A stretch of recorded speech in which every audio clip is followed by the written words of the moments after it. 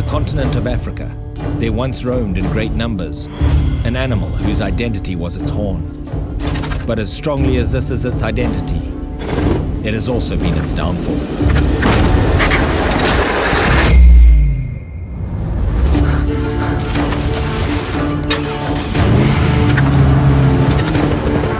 When people and animals collide, things are never simple. In this wildlife-human conflict, I'm often called in to seek out the truth, to find out what's really happening on the front line.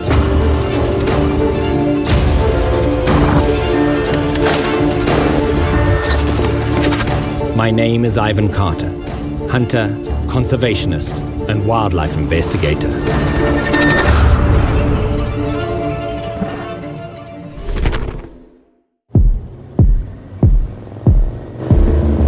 I'm in South Africa, the country with the largest remaining rhino population on the planet. Sadly, these numbers are rapidly declining.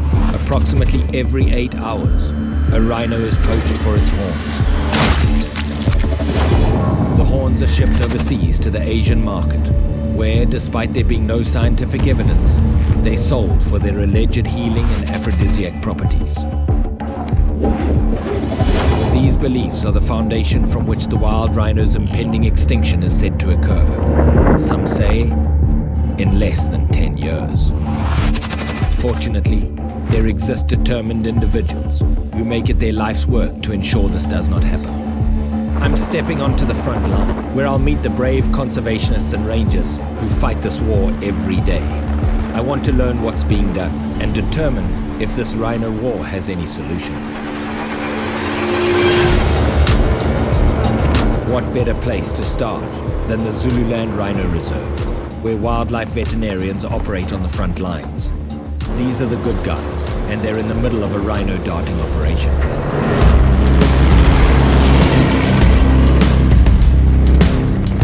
Well, we're just coming out here to where the game scouts have been watching a rhino that's destined to be darted this afternoon. It's part of a research program here, which is really about mapping and plotting the genetics of the rhino.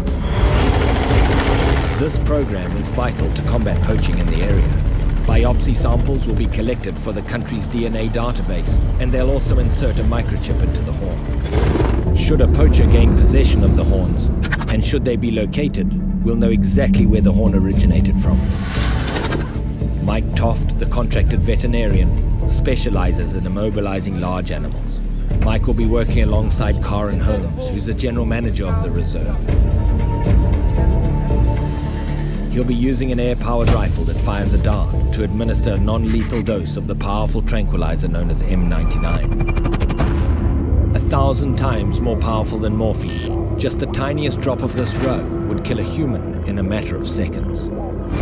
And so you'll look at the rhino first? We're going to have a look at it, age, condition, size. And so what takes more drug? Bigger bulls, older animals. Older? Up to a point. Yeah. For each year, we virtually add 1 milligram of M99. And then from there, you start to fine-tune it. We don't go higher than 5. Yeah. Mike's actually going to prepare the dart while they're flying so that he can be absolutely sure, having put his own eyes on it. It's such a valuable animal, you want to be totally sure of that. And within the next few minutes, the chopper will go airborne. Hopefully we'll get a dart into this rhino and things will start to happen. There's a lot that can go wrong. The drug and the dart will be loaded by hand in the moving helicopter, with a dose strong enough to kill a human in seconds. It's imperative that Mike is steady in the turbulent environment. There's no margin for error.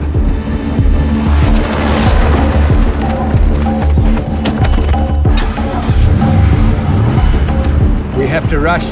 This rhino's just over the ridge here. We've got to get as close as we can before they actually fire the dart, just because you don't know how far that rhino is going to run. We've got the wildlife manager of the ranch in front of us. We've got the veterinary vehicle behind us.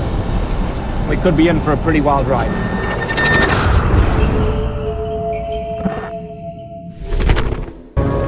I am Ivan Carter, hunter, conservationist, and wildlife investigator. I've traveled to the Zululand Rhino Reserve here in South Africa. I'm on a mission to help fight a deadly war and to witness firsthand the reality of the rhino's pending extinction. I'm I'm in the midst of an operation, following behind the chopper as we attempt to dart a rhino. The vet looks down the barrel of his dart gun, and the pilot relays the situation to us, the ground team. They've identified the rhino that needs to be darted. The dart, which is several inches long, must deliver the drug into the muscle. Not an easy task on a target with 3-inch thick skin. Mike loads the dangerous liquid into the CO2-powered dart. Now he must make an accurate shot, despite the turbulence, the downdraft from the rotors, the moving helicopter, and the running animal. All right, you ready,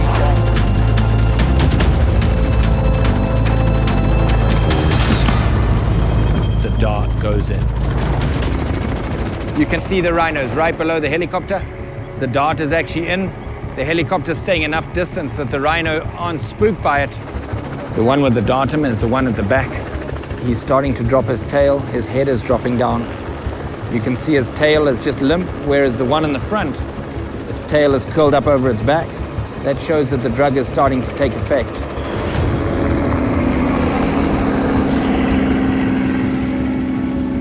What's happening now is the helicopter's just getting in front of them to try and keep them in this open, so we've got easy access to them for the vets and the vehicles to get to them and work on them. The last thing you want is for them to get down in a gully or to get into some thick bush.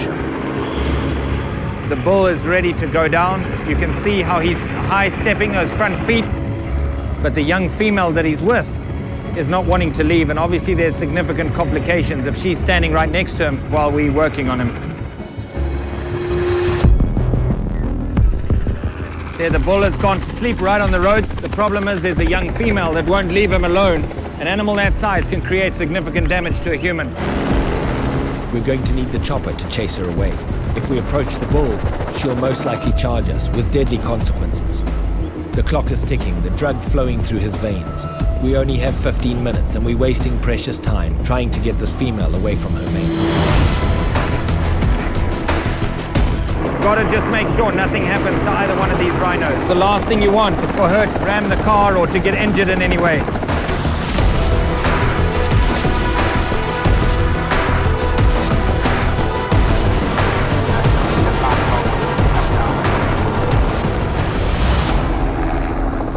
The chopper succeeds in pushing the female away, but the team must act fast. She could return at any moment. The vet's approaching the bull for the first time. The first thing they're going to do is put a cloth over his eyes. One of the effects of the drug is to dilate the pupils of the eye, so you can have eye damage if that pupil is just staring at the sky, fully dilated. You can see the speed that everybody's working at. The time limit is absolutely crucial. We've only got 15 minutes for them to do all of their work.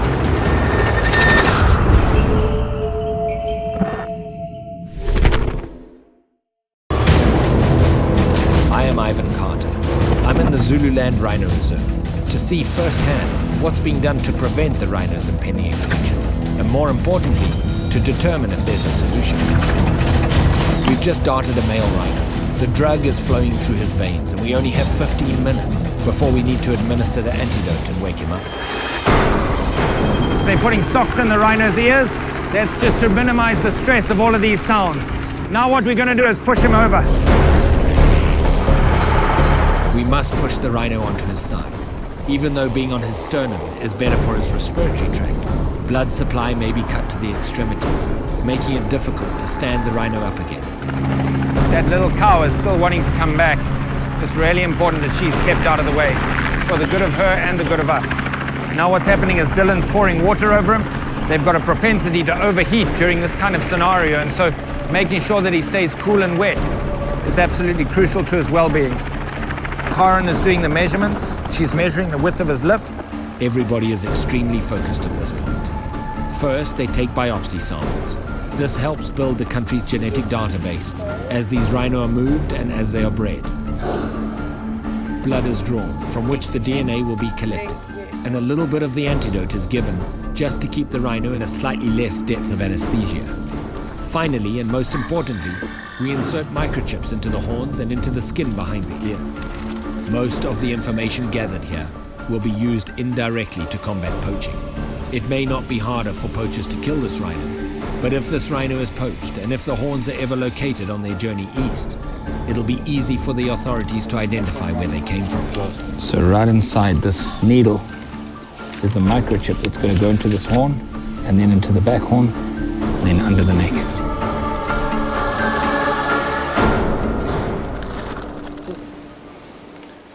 And what we're doing is just blocking the hole here with some wood glue and just a little bit of sand on the outside of it. And that microchip is going to make that horn trackable for the rest of his days. That's a chip in his body, so that if they were to find his carcass and the horns were removed, you'd still be able to know exactly which rhino this is. It's amazing to just see how much has to happen in this 15 minutes. Everybody's working really quickly. And this is a side of conservation that a lot of people don't realize actually happens. The rhino's starting to breathe a little differently. In a few minutes, he's going to get a full antidote. And then a couple of minutes later, he's going to stand up and leave, no worse for wear whatsoever. And hopefully he'll get to live to a ripe old age. Just getting ready to wake this guy up. Obviously, the sooner we can get him up, the better now.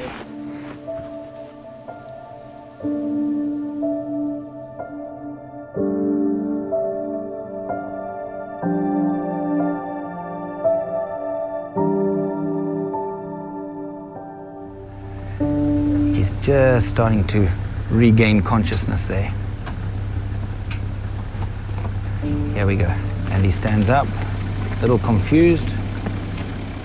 White rhinos are social animals, and as the rhino starts to regain all of his senses, his first reaction is to wander around looking for his mate.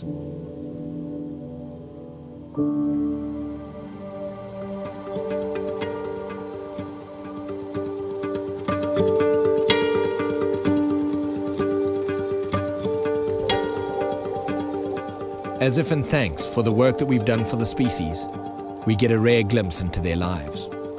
There's a lot of people out there that say, by saving one animal, you can't make a difference. Today we made a difference not just to one rhino, but we made a difference to two. And that's what really matters, if we can all just make a difference.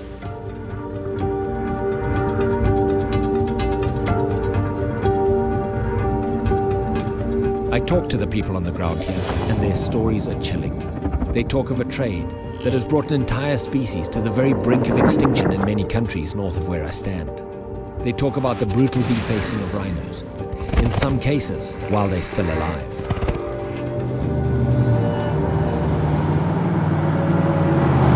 I hope to learn more at my next destination, Kruger National Park.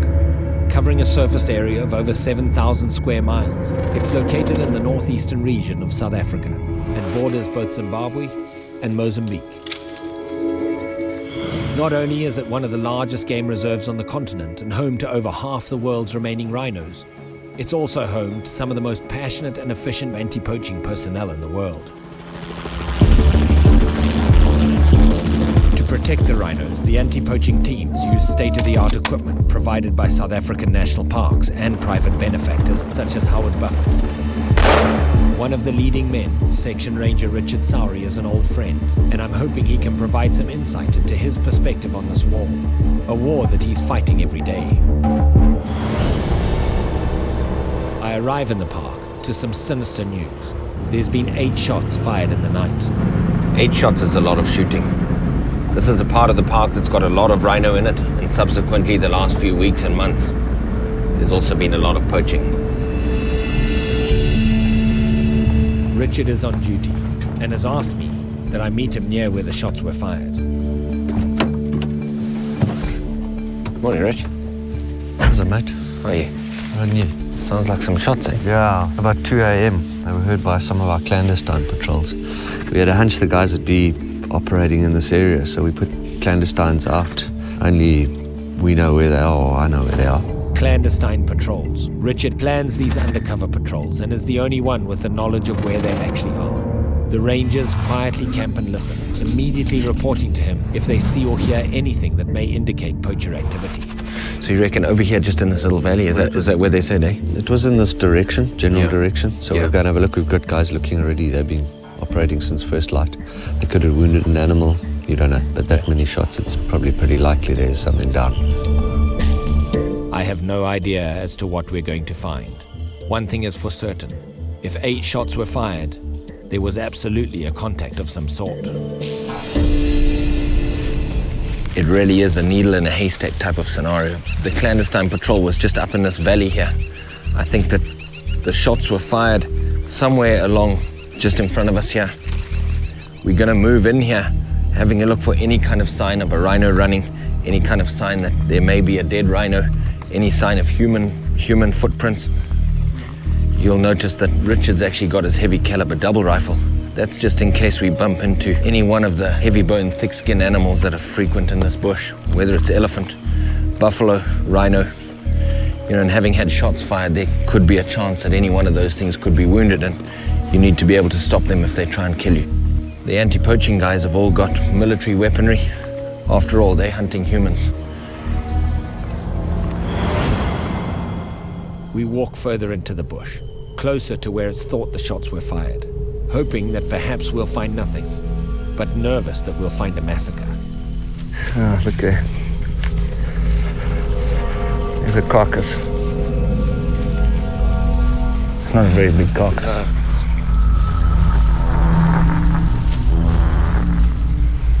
Looks like a baby, man.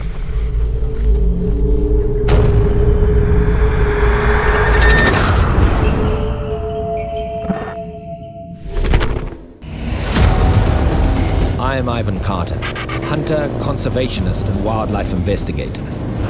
After darting a rhino for tracking purposes, I've traveled to Kruger National Park, where I've met Section Ranger Richard Sowry. We're now walking into an area in which 8 gunshots were reportedly fired last night. There's a carcass. Looks like a baby, man.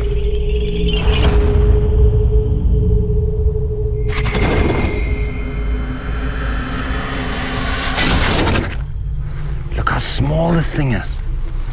I mean, this is a year old, Rich. Yeah, it's tiny. A baby rhino, hardly a year old. Blood staining the ground where it struggled with its last steps. Probably a heart-lung shot, so this is the blood that you can see it coming out of its nose. Would have bled out here and died here. This thing hardly even had horns, man. Look at that. I mean, the back horn hardly existed. Look, they've not even... It was just a little lump, man.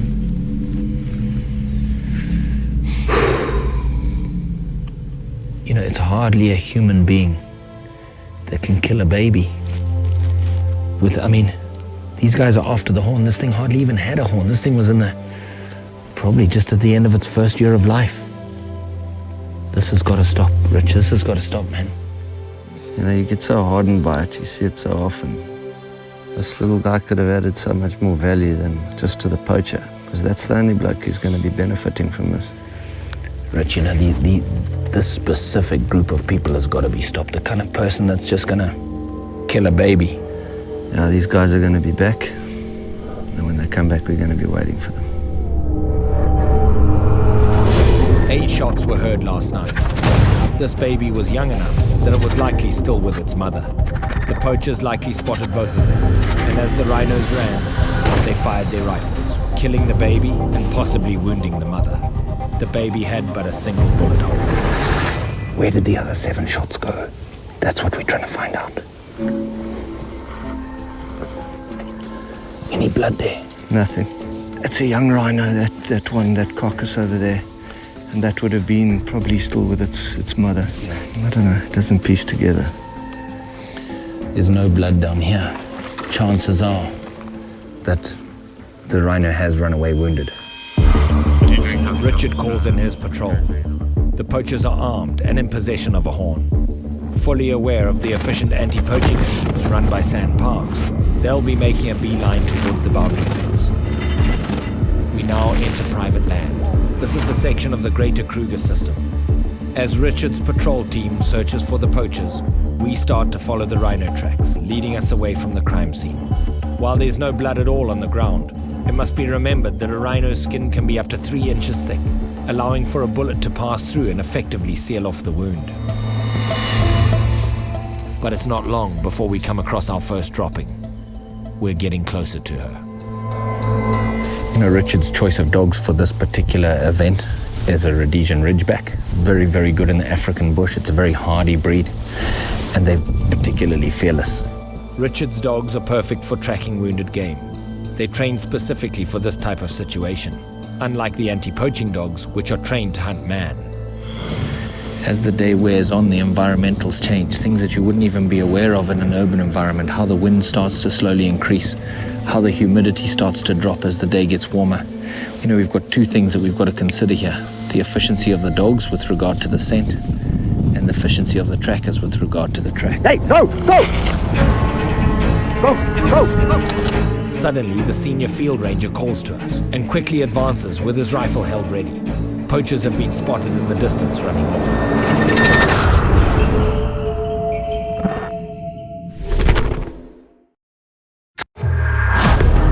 I'm Ivan Carter, hunter, conservationist, and wildlife investigator. I'm on a mission to determine what's being done about the rhino's impending extinction and to determine if in fact there is a solution. I'm with Richard Sowry, a section ranger in the Kruger National Park. Last night, a baby rhino was killed. 8 shots were fired. And now we're on the tracks of the mother, whom we suspect may be wounded. We spotted poachers in the distance. They're armed, dangerous, and desperate people. Rather than simply chase after them, we immediately call in the chopper and specialist tracker dog that's been standing by. Some poachers actually bumped into the guys. No shots were fired, but we're just waiting for the helicopter to come in, possibly with the tracking dog, and then we'll see what happens. It's all moving pretty fast right now. The light is fading. We're in about the last hour and a half of daylight. Okay, well, the chopper's on the way in. We're just calling them with the ground-to-air radio. The poachers just ran off here, so we're right behind them. Here they come.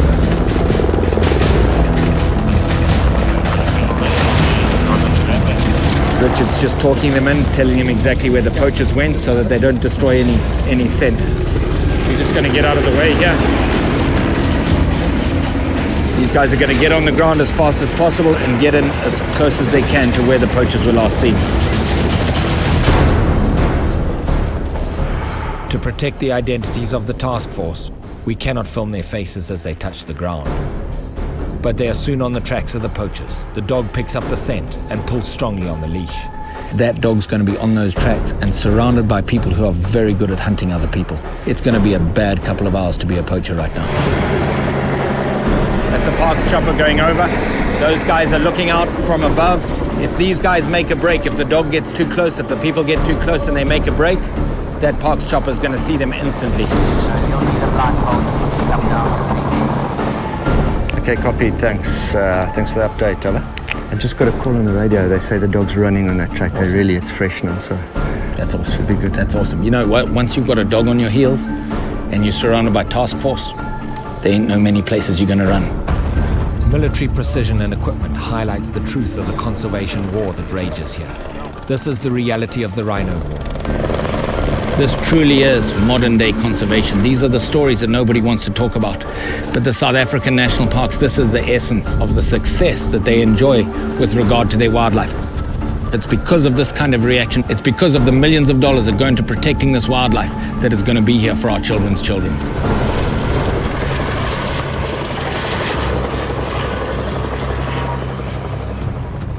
We continue to follow behind the task force when we smell something, a familiar smell. We smelt something dead here. It's a kind of a very musty, acrid odor. So we're just going back. Now that we've taken care of this, the choppers are hovering over where that poacher's being tracked by the dog. We're going to come back and see if the scent means anything.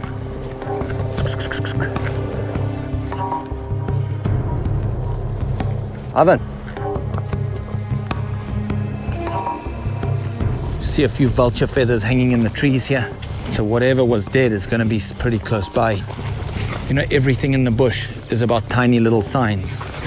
These vulture feathers like that are some of those tiny little signs. They're like little flags. Hey, no! Shumba, no! What's going on here?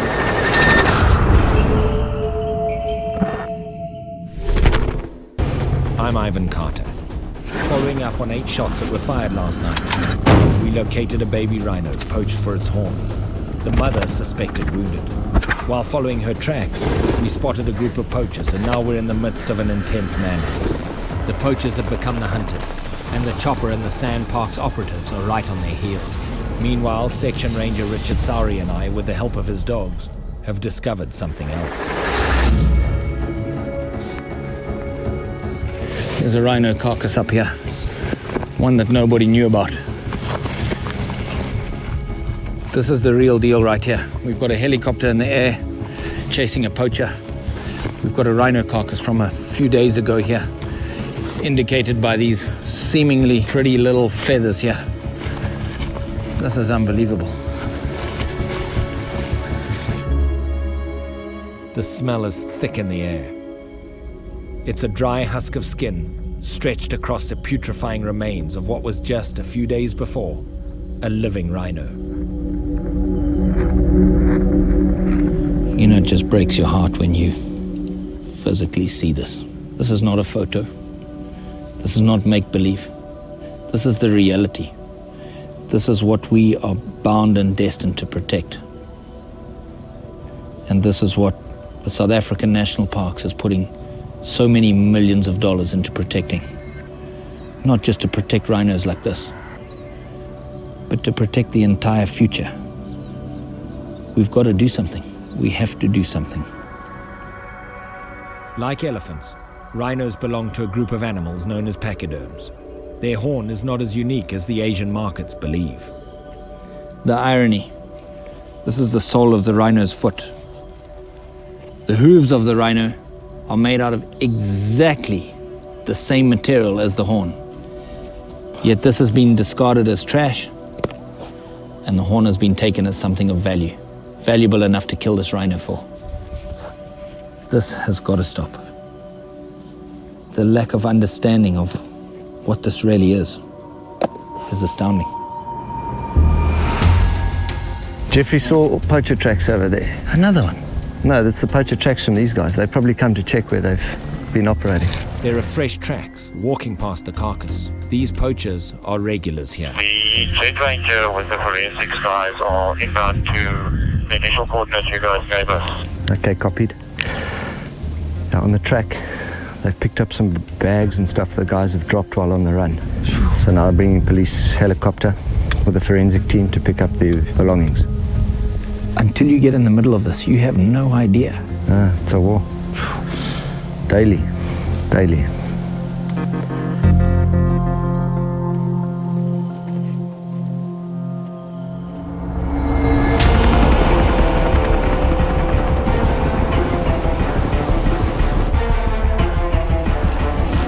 This is a third chopper coming in. As these guys have run, they've dropped all of their bags. This is the forensics department that are going to come and pick up that bags and analyze anything and everything that they've left behind. All of this is an effort to stop these poachers. And this is the only way that we're going to do that.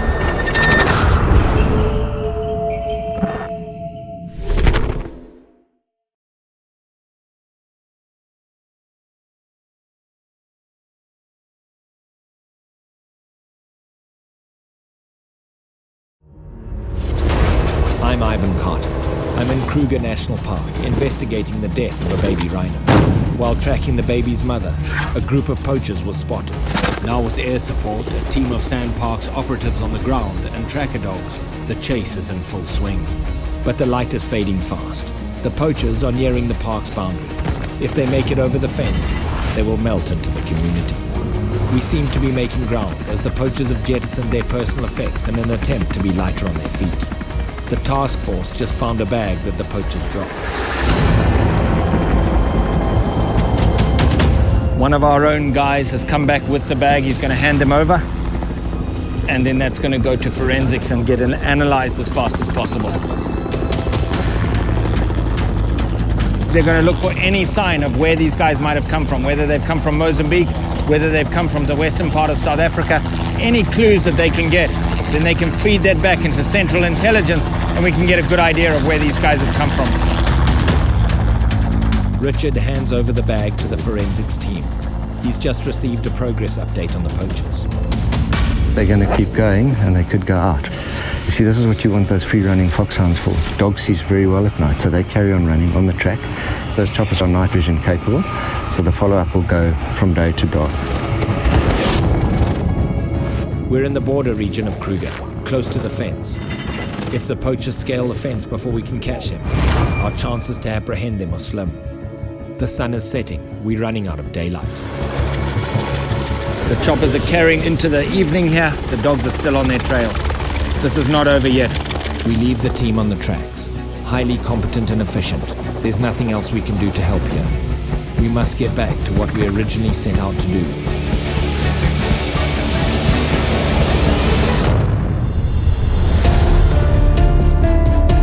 Every day, countless lives are lost to a war fashioned purely out of mythical belief. And here in South Africa, that war is raging. Rhinos are at the center of it all. Their horns are their most fatal asset. Traded through many Asian countries, the rhino horn is said to be a status symbol for the wealthy and for the elite. I know who's fighting this war. The brave conservationists, the rangers and the vets. And I know how they're fighting it. With microchips tracking the horns and military-trained personnel on both the ground and in the air. Now the question remains, is that enough to stop the poaching epidemic? What additional efforts are needed in order to bring this deadly war to an end? Will there be a future for the rhinos? Or will this story end in a grim conclusion? I continue my search for answers here in the Kruger National Park, where we've been following the tracks of a mother, whom we suspect may be wounded. I've asked Livingston to help locate her. He is a man who stood right next to me through some hair-raising moments over the years, and whose tracking skills are exceptional. Great trackers gather far more information than meet the eye. From a single track, they can tell the age of the track, the age of the animal, and often what it's likely to do next. Having a tracker like Livy is absolutely crucial. I can see the odd track here, but he's following it like it's been drawn in paint on the ground. It's unbelievable just watching him work. Before I can call Richard and mobilize the vet team, I need to physically see this rhino. It's eating here. You can see how it's snipped off. These grass stalks, look here. They look like they've been cut with a pair of scissors. That's from the rhino grazing here. As he's walked through, it's almost cut it like a lawn.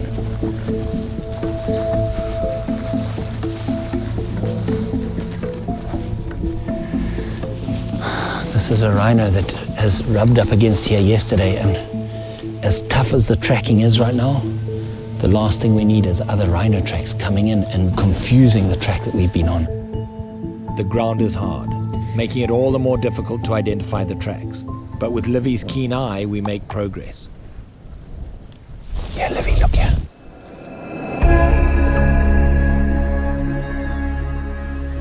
I can't see any bullet holes, but you know, these rhinos have got such thick skin. It only takes rolling in one wallow, and it can close up a bullet hole. We're pretty secure that this is the same rhino that we're following. These are the tracks that we left yesterday evening. We've just got to now make sure that we get far enough away so that I can talk freely to Richard without disturbing it. Let's carry on out this way. Every sign tells us this is the mother. She looks okay, but a bullet hole is small and can easily be hidden on the huge hide of this animal. I back out and call on the radio to Richard.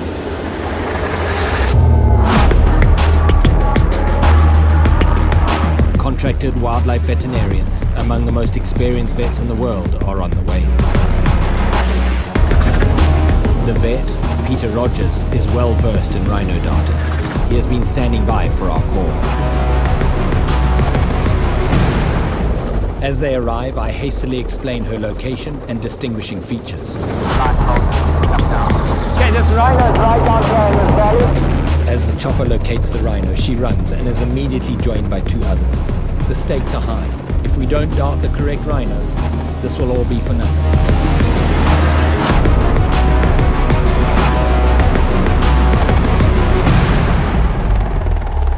The chopper's going in low and the dart is about to be deployed. Now is probably the most crucial 7 minutes of the whole affair. If that dart goes in properly, you've got about 7 minutes till the rhino goes down.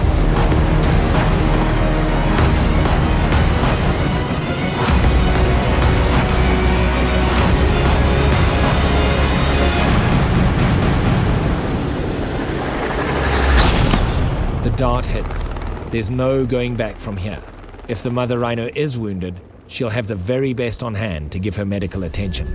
This is perfect. The rhino's coming into the open, which is crucial for being able to get up to it quickly. The very first thing that happens once it goes down, I'll run in with a rag and we'll close over its eyes, because a part of the effect of the drug is that it'll dilate the pupils of this rhino.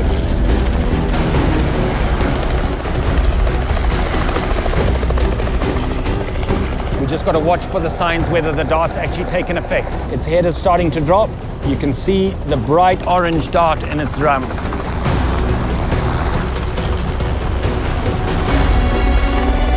You can see the rhino's front feet. It's starting to do that high step. That high step is indicative that the dart is taken properly. Now we've just got to be careful that the rest of the herd doesn't get in the way of this.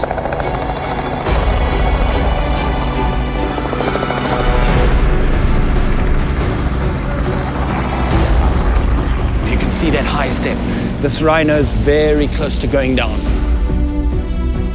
She's about to go down. We've just got to look at both sides very carefully. Just got to get around, try and minimize the stress of this whole situation. Okay, you can see her eyes are really, really wide. You can see the dart in her rump there.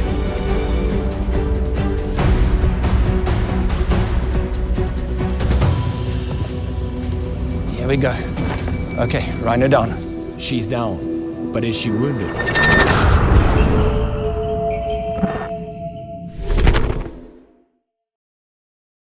Carter's War would like to thank the following people and organizations.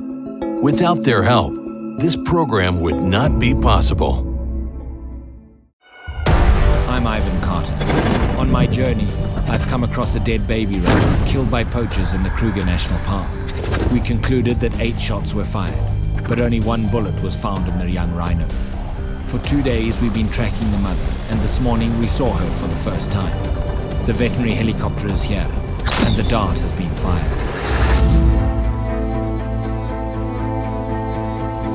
The rhino's down. Just give her a couple more minutes.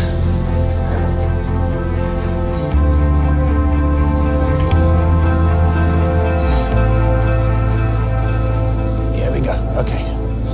Okay. Just have a look on that side, Rich. I'm not seeing any wounds at all on this side.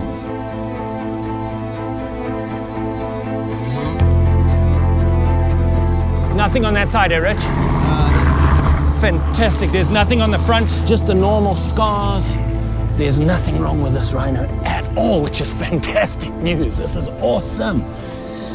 Now the vets have got to work really, really quickly. We've got about 15 minutes before this rhino has to get back up on its feet. You can see the shaking. The shaking is just the normal effects of the drug. We're going to just try and stand her up on the brisket, which is a lot more healthy for the rhino with regard to fluids in its lungs and in its respiratory system. 1, 2, 3. Okay.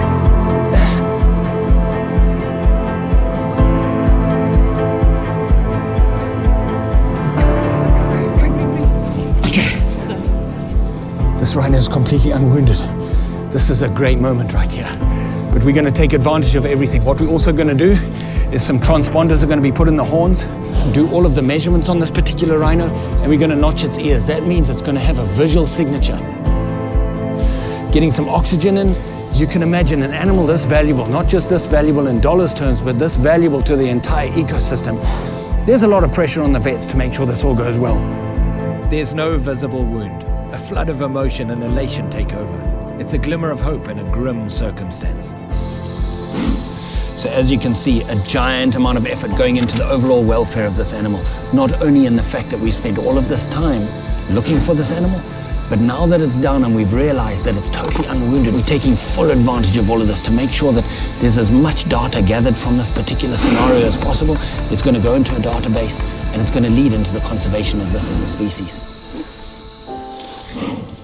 You know, Rich, as sad as it is to lose a calf like that, just knowing that the prime breeding adult is okay, I mean, this is the most important asset to the whole system, to the wildlife as a whole, are your prime breeding adults, isn't it, eh?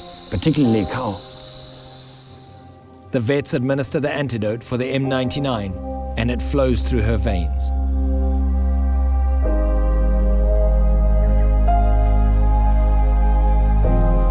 The ears are starting to flick a little bit. See how she's starting to get a bit more movement in her ears? And as she starts getting aware, we're going to back off and get on this vehicle because she could get up in a really rough mood. She's had a lot of stress. She's going to have a lot of human smell around her.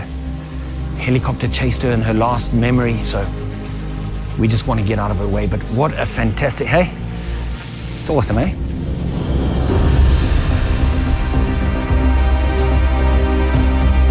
As the rhino stands up, for a brief moment, both Richard and I forget the war. We forget the death, the faces hacked off. We forget the blood and the horror, and we bask in the joy of the moment. A moment where this rhino takes her first unsteady steps into the rest of her life.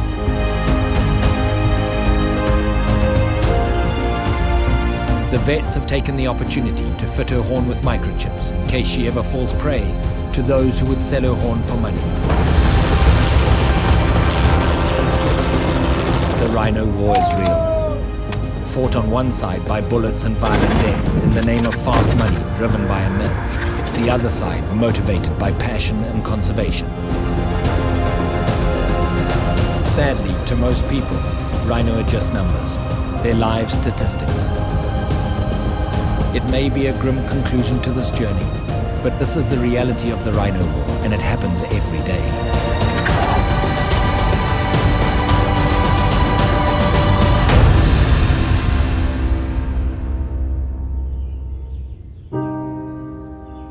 The people on the front lines fighting this war, who work so passionately and diligently every day, they need support.